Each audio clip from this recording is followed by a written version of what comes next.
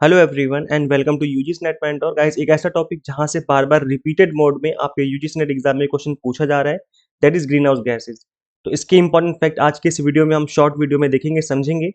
Almost सभी शिफ्टों में इस टॉपिक के ऊपर क्वेश्चन पूछा गया है, तो बेस्ड ऑन एग्जाम एनालिसिस मैं आज इस टॉपिक को एग्जाम के पॉइंट ऑफ व्यू से कवर करवाने वाला हूँ। अभी तक जितने भी एग्जाम हुए हैं हमने सभी एग्जाम का एनालिसिस किया है, प्लस हमने क्वेश्चंस के सॉल्यूशन भी आपको दिए हैं, वो एग्जैक्ट क्वेश्चन प्लस उसका आंसर, दोनों चीजें हमने आपको बताई हैं। तो एनालिसिस तो किया है, प्लस हमने क्वेश्चंस के आंसर भी आपको दिए हैं।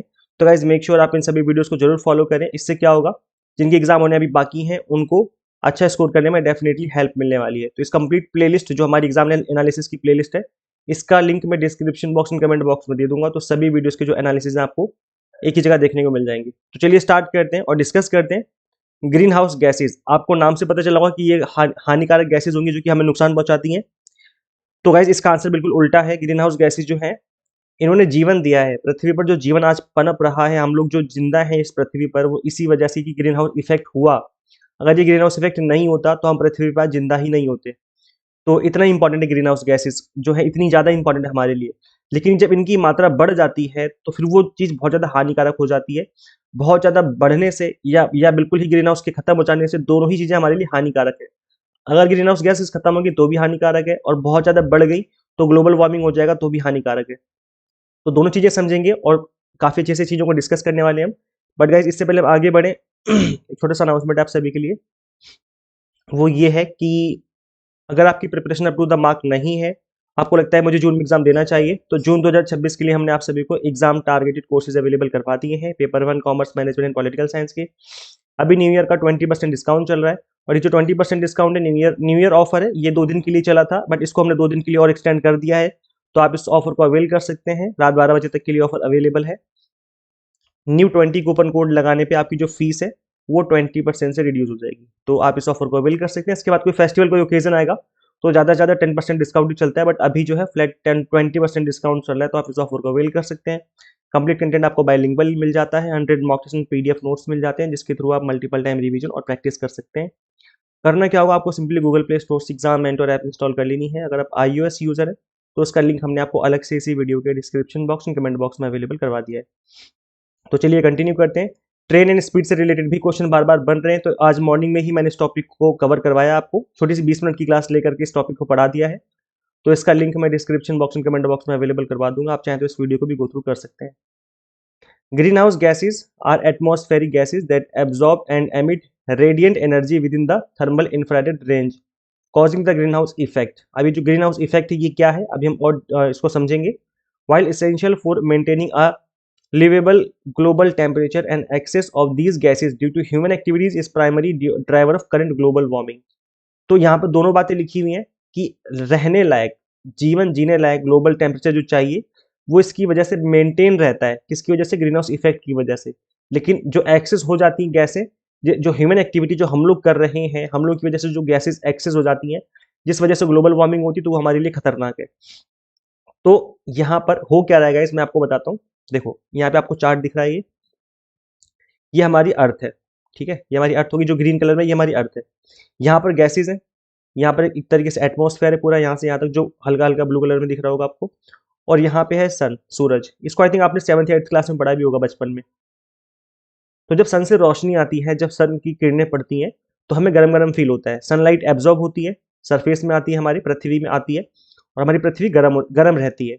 अब ये क्या है, बिल्कुल कंप्लीटली फ्री है सभी के लिए, चाहे इंसान हो, चाहे जानवर हो, चाहे पेड़ पौधे हो, चाहे कोई भी हो, सबके लिए फ्री है ये लाइट।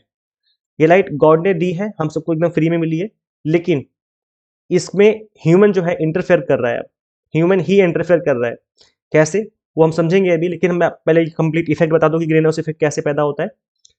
सन की रोशनी पड़ी, किरणें यहाँ पे आई। अभी जो एटमॉस्फेयर है, जब सूरज ढल जाता है, मतलब रात हो जाती है, सूरज चला गया नीचे की तरफ, यहाँ पे रात हो गई है ऊपर की तरफ। तो इस केस में क्या हुआ, जो दिन में रोशनी पड़ी थी वो यहाँ पर जब रात पड़ती तो सरफेस से रिफ्लेक्ट होती है। भाई आप एक खुद चीज सोच के देखो। आप एक चीज मैं आपको बताता हूँ, देखो जो गैस होता है ना, गैस सिलेंडर, उसके ऊपर जब आप गैस चूल्हे के ऊपर अपना हाथ गर्म करना, जब तक आप हाथ गर्म करते रहोगे तब तक हाथ आपका गर्म होता रहेगा। और जैसे गैस बंद कर दोगे तो क्या होगा, जो आप अपने हाथ गर्म किया था वो धीरे धीरे धीरे धीरे धीरे धीरे ठंडा होना चालू हो जाएगा। इसका मतलब जो उसके अंदर हीट थी वो उसमें से निकलना चालू हो गई। तो यहाँ पर पृथ्वी पे भी ऐसे ही हो रहा है। जब सन की रोशनी पड़ती है तो पृथ्वी दिन में तो गर्म हो जाती है, और जब सूरज चला जाता है वहां से नीचे की तरफ चला जाएगा तो यहाँ पर हो जाएगी रात। और जब रात हो जाएगी तब क्या होगा, यहाँ से जो हीट थी वो धीरे धीरे निकलना चालू हो जाएगी। अब अगर इस हीट को रोका ना जाए तो पूरी हीट बाहर चली जाएगी और यहाँ पर पृथ्वी पर माइनस में टेम्परेचर पहुंच जाएगा। माइनस में पहुंचते ही हम इंसान जम जाएंगे, पृथ्वी पे इंसान का जीना मुश्किल हो जाएगा। तो इस चीज से बचने के लिए एटमॉस्फेयर हमारी हेल्प करता है। ये जो ग्रीन हाउस गैसेज हैं ये हमारी हेल्प करती हैं और हीट को कंप्लीट तरीके से बाहर नहीं जाने देती हैं। हालांकि कुछ हीट चली जाती है बाहर, लेकिन कंप्लीट तरीके से हीट नहीं जाने देती है। और एटमॉस्फेयर ऐसे ही जो बहुत ज्यादा खतरनाक रेडिएंट जो अल्ट्रा वायलेट रेज होती हैं उनको अंदर आने से रोकती है। तो सन से जो खतरनाक रेज है उनको अंदर आने से रोकती है, यहाँ पे हेल्प करती है एटमॉस्फेयर। और बाहर फिर जब यहाँ से जब हीट निकलती है बाहर की तरफ, उसको भी बाहर जाने से प्रॉपर तरीके से रोकती है। तो फिर हीट हमारी जो है पृथ्वी पे रह जाती है, जिससे जो टेम्परेचर माइनस में नहीं जा पाता। अभी सेम चीज जो चंद्रमा है, जो मून है, उसके साथ ऐसा नहीं हो पाता क्योंकि वहां पर एटमॉस्फेयर नहीं है, वहां पर गैसेज नहीं है आसमान में। तो ये जो एटमॉस्फेयर में गैसेज है मून पे चंद्रमा पे नहीं है, इस वजह से उस पर दिन पे तो रोशनी पड़ती है तो दिन में बहुत गर्म हो जाता है, और जब रात होती है तो फिर वो ठंडा हो जाता है, एकदम माइनस में पहुंच जाता है टेम्परेचर, और इतना माइनस में कि इंसान की कुल्फी जम जाए। तो ये पृथ्वी पे जीवन इसी वजह से संभव हो पाया क्योंकि यहाँ पे एटमॉस्फेयर है, यहाँ पे ग्रीन हाउस इफेक्ट पैदा होता है। इस वजह से हम लोग जी पाते हैं इस दुनिया में। तो ग्रीन हाउस इफेक्ट जो हमारे लिए बहुत जरूरी, बहुत इंपॉर्टेंट है। आई होप आप समझ पा रहे होंगे कि हमारे लिए जरूरी है, अगर ना नहीं होगा तो हम लोग मर जाएंगे। सो कोर मैकेनिज्म क्या है, मैंने आपको प्रोसेस समझा दिया किस तरीके से काम करता है, बाकी आप यहाँ पे पढ़ सकते हो, जो मैंने पढ़ाया है वही है सेम चीज। तो ये जो ब्लैंकेट की तरह काम करता है हमारे लिए, ये जो एटमॉस्फेयर है ब्लैंकेट है, जैसे आप अपने ऊपर कंबल ओढ़ के खड़े हो जाओ। तो एक तरीके से पृथ्वी के ऊपर कंबल है, इनविजिबल कंबल है, जो हमें ज्यादा धूप और ज्यादा ठंड से बचाता है। अब नेचुरल वर्सेस इनहांस्ड की बात करें तो नेचुरल ग्रीन हाउस इफेक्ट जो है वो अर्थ को गर्म रखता है अप्रोक्सीमेटली 15 डिग्री सेल्सियस तक। Without it temperature would plummet to -18 degree. मतलब अगर ग्रीन हाउस इफेक्ट ना हो तो 18 डिग्री तक माइनस में चला जाए टेम्परेचर, जिससे हम लोग की कुल्फी जम जाए। Human induced anthropogenic emission have created enhanced green house effect leading to rapid climate change. अब क्या हुआ है कि इंसानों की वजह से जो एंथ्रोपोजेनिक एक्टिविटी है, जो इंसानों की एक्टिविटी होती है, इसकी वजह से हम लोगों ने ज्यादा ग्रीन हाउस गैसेस को इफेक्ट को बढ़ा दिया है, क्योंकि हम लोगों ने इस तरह की जो गैसेज हैं जो ग्रीन हाउस इफेक्ट पैदा करती है उनको हमने बढ़ा दिया है। तो वो कौन कौन सी गैसेज हैं? CFC क्लोरोफ्लोरोकार्बन हो गई, nitrous oxide, methane and carbon dioxide. तो ये कुछ गैसेज हैं जिसकी वजह से ग्रीन हाउस गैस जो है, ग्रीन हाउस इफेक्ट पैदा होता है। अब हम कुछ और डिटेल में समझेंगे और अब हम एग्जाम के पॉइंट ऑफ व्यू से देखेंगे कि किस तरह के क्वेश्चन बन सकते हैं एग्जाम में। प्राइमरी ग्रीन हाउस गैसेज कौन कौन सी हैं, इनको समझना जरूरी है। सो याद रखिए कि किस चीज में इसको मेजर किया जाता है। The impact of each gas is measured by its global warming potential, GWP। इसमें मेजर करते हैं how much heat it traps over set time, usually 100 years compare to CO2। तो हम CO2 के कंपैरिजन में मेजर करते हैं कि CO2 के कंपैरिजन में कोई गैस कितने ईयर तक हीट को ट्रैप कर सकती है, कितने ईयर तक, और जो अपना ग्रीन हाउस इफेक्ट है वो ताकतवर उसका रहेगा उस गैस का। तो याद रखिए ये दो चीजें कि एक तो ग्लोबल वार्मिंग पोटेंशियल के थ्रू हम जो इसका मेजर करते हैं वो हम CO2 की कंपैरिजन में करके करते हैं। अब यहाँ पर गैसेज हैं और इनको देखेंगे कि ये जो गैसेज हैं यहाँ पर जो इस तरफ मेंशन है, इनका मेन सोर्स क्या है और ये कितना इम्पैक्ट डालती हैं, और इनका लाइफ टाइम, मतलब ये एटमॉस्फेयर में कितने टाइम तक जिंदा रहती हैं, कितने टाइम तक स्टे करती हैं। तो H2O है, दैट इज वाटर वेपर। तो ये तो नॉन नेचुरल तरीके से जो इवेपोरेशन होता है, मतलब जब धूप पड़ती है तो पानी जो है, जो जमीन में पड़ा हुआ है, वो वाष्प होकर के ऊपर उड़ने लग जाता है। तो H2O जो है वाटर वेपर के रूप में आ जाता है। तो ये नेचुरल तरीके से होता है, इससे इतना नुकसान नहीं होता है। ये मोस्ट अबंडेंट होता है, act as a feedback loop, warmer air holds more water and increasing warming. ये कुछ दिन तक रहता है, उसके बाद जैसे कि बारिश वगैरह होती है, हवा चलती है, तो फिर ये खत्म हो जाता है। कार्बन डाइऑक्साइड की अगर हम बात करें, CO2, ये सबसे ज्यादा बड़ी मात्रा में, प्रचुर मात्रा में यही पाया जाता है। बर्निंग फॉसिल फ्यूल, हम फॉसिल फ्यूल जलाते हैं, इस वजह से पैदा होता है। ये डिफोरेस्टेशन कर रहे हैं, सीमेंट प्रोडक्शन हो रहा है, इस वजह से ही जो है CO2 बढ़ रहा है। Primary driver of human caused warming approx 65 to 79% के आसपास। वेरिएबल से मतलब रहता है, इसकी लाइफ जो है वो वेरिएबल रहती है, मतलब सेंचुरी से मिलेनिया तक रह सकती है, मतलब सालों सालों साल चल सकती है। मीथेन जो है CH4, इसको हम CH4 के नाम से जानते हैं, मीथेन। एग्रीकल्चर लाइव स्टॉक की वजह से ये होता है, लैंडफिल्स हो गया, नेचुरल गैस लीक की वजह से भी हो सकता है। ये 25 से 30 टाइम ज्यादा ताकतवर होती है, स्ट्रांग होती है CO2 के कंपैरिजन में। 12 साल तक चल सकती है ये एटमॉस्फेयर में रह सकती है मीथेन। फिर नाइट्रस ऑक्साइड N2O है, synthetic fertilisers and industrial process की वजह से होता है ये। पैदा होती है, रफली 270 से 300 टाइम ज़्यादा स्ट्रॉन्ग है CO2 के कंपैरिजन में। तो ये 110 से 120 साल तक रह सकती है, तो खतरनाक भी ज़्यादा है और ज़्यादा साल तक रहती है। समझ सोच लो कितनी ज़्यादा खतरनाक गैस है ये हमारे लिए, जिसकी वजह से ग्लोबल वार्मिंग हो सकती है।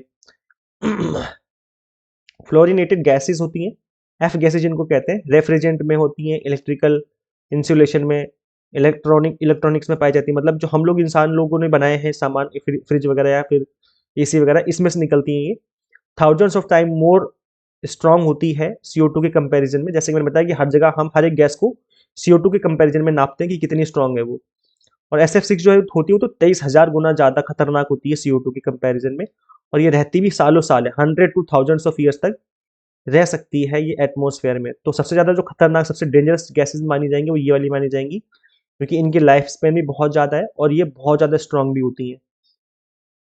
अगर हम बात करें मेन एमिशन क्या है, इनके निकलने का मतलब जो ग्लोबल सोर्स है, तो इलेक्ट्रिसिटी एंड हीट प्रोडक्शन सबसे ज़्यादा है, सबसे ज़्यादा इस वजह से ही ग्लोबल वार्मिंग हो रही है, क्योंकि इस वजह से ग्रीन हाउस गैसेज जो है बढ़ रही हैं। तो अगर एग्जाम में पूछा जाए कि सबसे बड़ा सोर्स कौन सा है, सॉरी गाइस मेरी थोड़ी तबीयत खराब है तो इस वजह से मेरी आवाज़ थोड़ी आपको अजीब लग रही होगी। एनीवे, तो सबसे बड़ा सोर्स अगर बोला जाए कि सबसे बड़ा सोर्स कौन सा है ग्लोबल इसमें ग्रीन हाउस गैसेस को की प्रोडक्शन का, तो इलेक्ट्रिसिटी एंड हीट प्रोडक्शन जो है सबसे बड़ा माना जाएगा, क्योंकि इसमें 25 से 35%, 34% तक जो है इसका शेयर रहता है। So largest single source primarily from burning coal and natural gas, इस वजह से। सेकंड सबसे बड़ा सोर्स एग्रीकल्चर हो जाएगा, फॉरेस्ट्री एंड अदर लैंड 21 से 24%।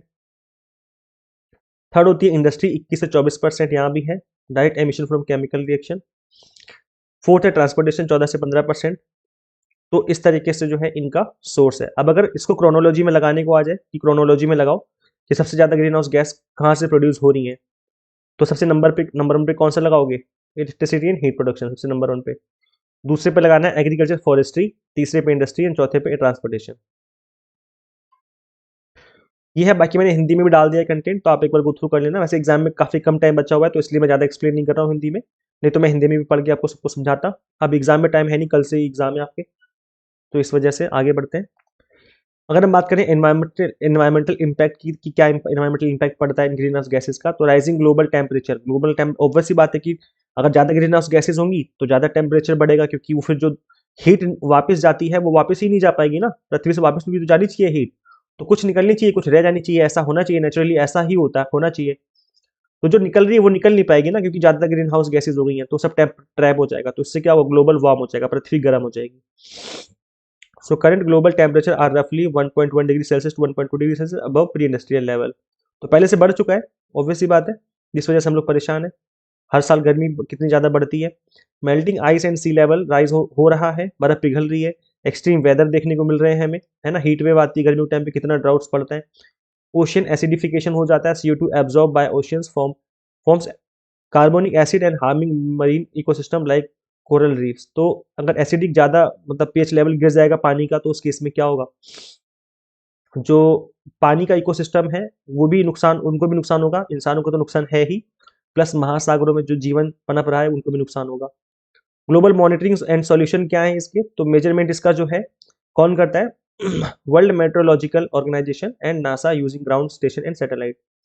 मिटिगेशन क्या है इसके, की strategies include transitions to renewable energy, हम ज़्यादा से ज़्यादा रिन्यूएबल एनर्जी का यूज़ करें, improving energy efficiency and protecting natural carbon sink like forest and ocean, इसको प्रोटेक्ट किया जाए। इंटरनेशनल प्लेज लिया गया था पेरिस अग्रीमेंट में कि हम लिमिट लगाएंगे ग्लोबल वार्मिंग को कम करने का 2 डिग्री सेल्सियस से, preferably 1.5 degree Celsius through national emission reduction target. तो ये जो पेरिस एग्रीमेंट में हमने टारगेट सेट किया था, इसके ऊपर भी आपके यूजीसी नेट एग्जाम में क्वेश्चन बन चुका है कि पेरिस एग्रीमेंट में कितने डिग्री सेल्सियस तक को कम करने को कहा गया ग्लोबल वार्मिंग को। तो इससे रिलेटेड क्वेश्चन पहले भी पूछा जा चुका है। अच्छा, पेरिस एग्रीमेंट कब बना था, आप मुझे ईयर कमेंट करके बताओ।